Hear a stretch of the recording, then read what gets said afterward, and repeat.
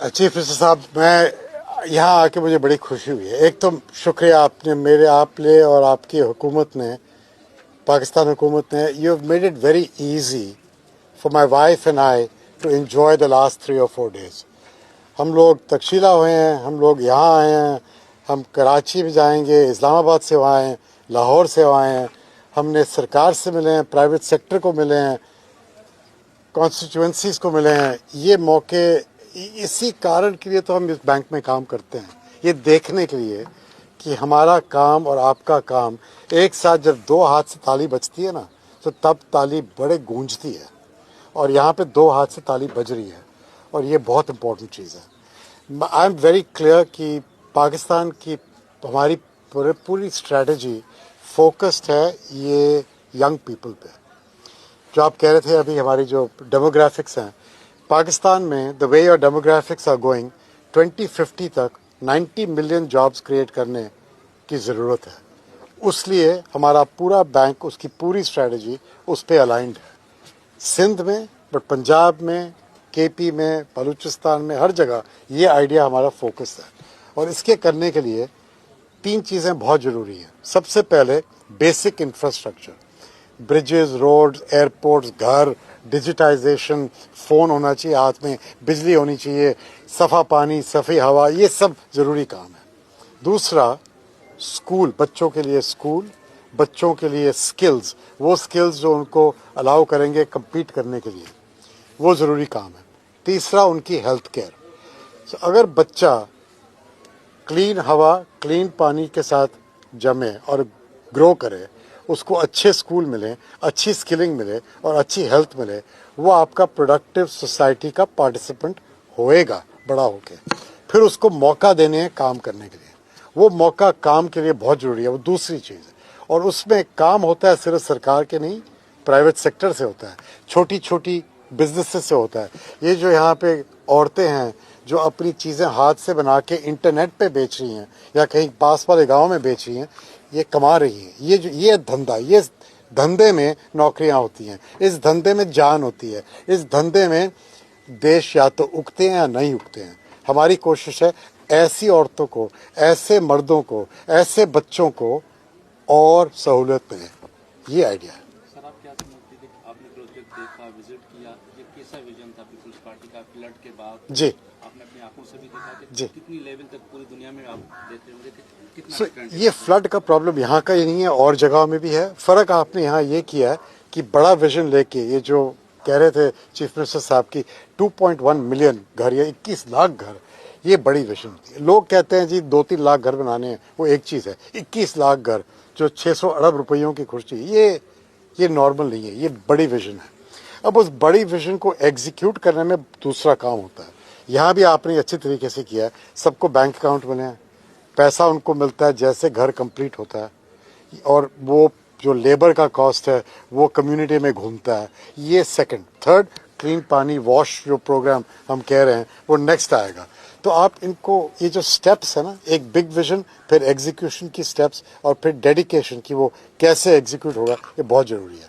तीसरा काम है इनको स्कूलिंग और रोज़गारी का काम करना। ये तीनों चीज़ इंपॉर्टेंट है। तो ये हम लगे हुए हैं। इंफ्रास्ट्रक्चर बनाइएगा, ह्यूमन कैपिटल में इन्वेस्ट करो, करेक्ट पॉलिसीज़ होनी चाहिए, बिजनेस पॉलिसीज़ ऐसी होनी चाहिए कि लोग बिजनेस खोल सकें, और फिर उनको छोटी जो बिजनेस होती है, छोटे जो किसान होते हैं, जैसे आपके यहाँ 90% जो फार्मर्स हैं वो छोटे फार्मर हैं, उनको बैंक से लोन नहीं मिलता, उनके लिए ग्रोथ के लिए वहाँ से पैसे नहीं आएंगे, दूसरे तरीके चाहिए, या तो नॉन बैंक फाइनेंस कंपनी से, या सरकार की कोई छोटी अगर माइक्रो फाइनेंस बैंक की ऑपरेशन है उनके थ्रू। और जो आपके यहाँ फ्रीलांसर बहुत हैं पाकिस्तान में, उनको अगर बिजनेस खोलनी हो तो उनके लिए वेंचर कैपिटल कहाँ से आएगा? इन चीज़ों में हम लोग मदद कर सकते हैं। तो मेरा फोकस ये है कि इंफ्रास्ट्रक्चर में मदद करो, लोगों की स्किल्स, एजुकेशन, हेल्थ केयर में मदद करो, फिर बिजनेस फ्रेंडली पॉलिसीज़ में मदद करो, और फिर पैसों, जो पैसे इनके पास जाएं, किसानों के पास जाएं, छोटी बिजनेस के पास जाएं। ये आइडिया। सर, कल आप अभी गाँव गए थे, आपको क्या महसूस हुआ वहाँ जाके? ऐसा है, मैं जमा तो यहाँ नहीं था, जमा इंडिया में था, पुणे में, मगर, और मैंने कभी, बिकॉज पार्टीशन हर एक आदमी के लिए मुश्किल था। आप पाकिस्तान से इंडिया गए हों या इंडिया से पाकिस्तान आए हों, जो भी माइग्रेट किया है उनकी दिल में यू कैन इमेजिन पूरा घर, सिस्टम, फैमिली, आधी फैमिलीज टूट गई, कुछ यहाँ रह गए, कुछ वहाँ गए। ये ट्रॉमेटाइजिंग चीज़ थी। तो ये हमारे घरों में नॉर्मली बात ज़्यादा होती नहीं थी। जब मेरी माँ गुजरने के 2-3 साल पहले उन्होंने मुझे बोलना शुरू किया इसके बारे में कि खुशब गांव था, वहाँ हम लोग रहते थे, हमारे पास ज़मीन थी, मेरे पिताजी ये करते थे, वो करते थे, मैं पहली बार ही सुन रहा था। तो ये कुछ 2 साल 2.5 साल पहले, जब मैं पाकिस्तान पहले आया और सिटी बैंक में काम करता था, मैं आता था 1996 से, मैं कराची आके वापस चले जाता था। 2-2.5 साल पहले जब बैंक ज्वाइन किया हूँ तो डॉक्टर टी, आपके तौकीर शाह साहब, वो हमारे साथ वहाँ पे एग्जीक्यूटिव डायरेक्टर थे, अब यहाँ पे कासिम जी खड़े हैं, ये दोनों मेरे पीछे पड़ गए कि आपको आना है, आपको आना है, आपको आना है। और आज मैं आऊँ, और ये कल जा कर के हुकूमत चीज़ें कर सकती है कि जी आप घोड़े खड़े कर दो, ऊपर पेंट लगा दो, ये कर सकती है। वो जो लोग वहाँ थे ना, जो खड़े थे, जो हमें फ़ोटो ले रहे थे, वेव कर रहे थे, और एक तंबू सा लगा हुआ था, उसके पीछे से कम 100-150 लोग खड़े थे। हम लोग वापस चल रहे थे रास्ते में और उन्होंने हल्ला शुरू करना कर दिया कि सर हमारी तरफ देखो।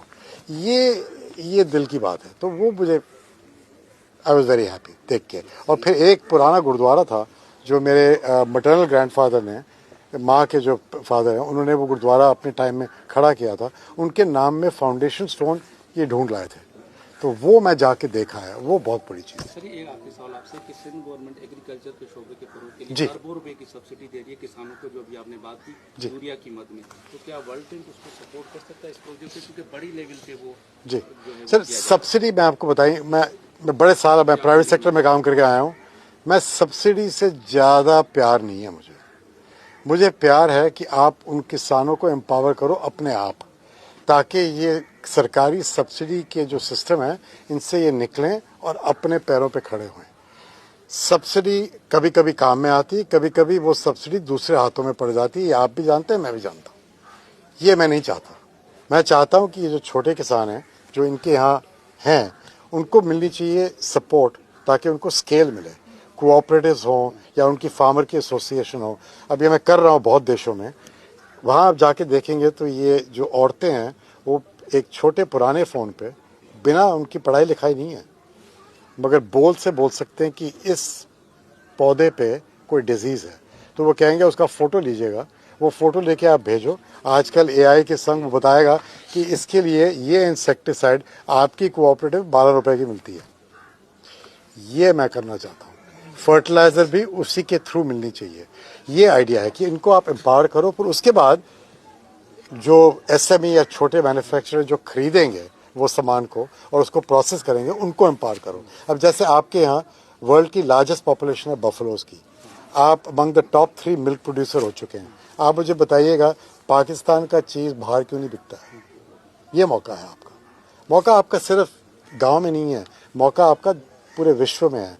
सोचने की बात है कि क्या चीज़ें हुकूमत कर सकती है, क्या चीज़ें आप कर सकते हैं।